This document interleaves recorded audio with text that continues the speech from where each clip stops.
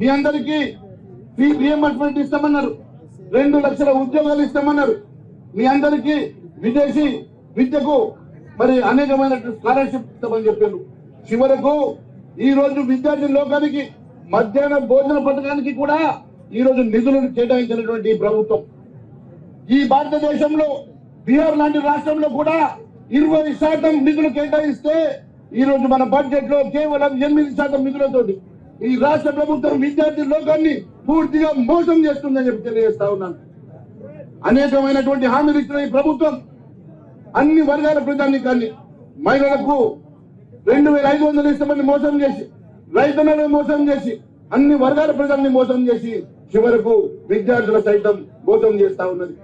ఈ రోజు విద్యా మంత్రి లేడు ఈ రాష్ట్రంలో, నేనన్నిటికీ మంత్రి అని చెప్పేటువంటి రేవంత్ రెడ్డి ఈ రోజు విదేశీ యాత్రకు బయలుదేరినావు కదా, అనేక మంది టీచర్లను విదేశీ యాత్రకు తిప్పుతా ఉన్నావు కదా.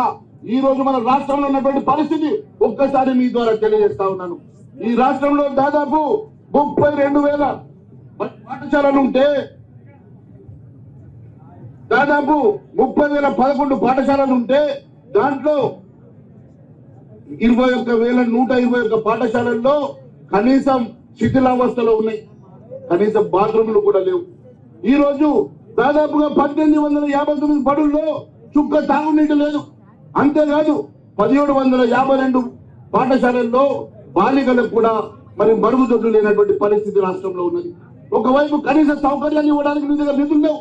విదేశాలు పోయి విదేశీ యాత్రలు చేసి ఈ రోజు ఎక్కడ నువ్వు ఆక్స్ఫర్డ్ యూనివర్సిటీని తీసుకొస్తాడట. నేను అడుగుతా ఉన్నాను, ఈ రాష్ట్రంలో కనీసం చిన్న బిడ్డలకు అట్టడుగు బడుగు బలహీన వర్గాలకు చెందిన పిల్లలు ఈ రోజు ప్రభుత్వ పాఠశాలకు వెళ్తే కనీస సౌకర్యాలు కూడా కల్పించిన నువ్వు ఈ రోజు విదేశీ యాత్రకు వెళ్ళి ఏం చెప్పదలుచుకున్నావు అని అడుగుతా ఉన్నా. ఈ రోజు అనేకమైనటువంటి సమస్యలతో ఈ రాష్ట్ర ప్రభుత్వం విద్యా లోకాన్ని పూర్తిగా భ్రష్టు పట్టిస్తా ఉంటే మీ పక్షాన నిలబడాలని, మీ పక్షాన ఈ రాష్ట్ర ప్రభుత్వాన్ని వ్యతిరేకంగా మీ అందరి పక్షాన ఈ రోజు భారతీయ జనతా పార్టీ రాష్ట్ర అధ్యక్షుడు రామచంద్రరావు గారు మీ పక్షాన దీక్ష పూనుకున్నారు. వారికి ఒక్కసారి మీ అందరి తరఫున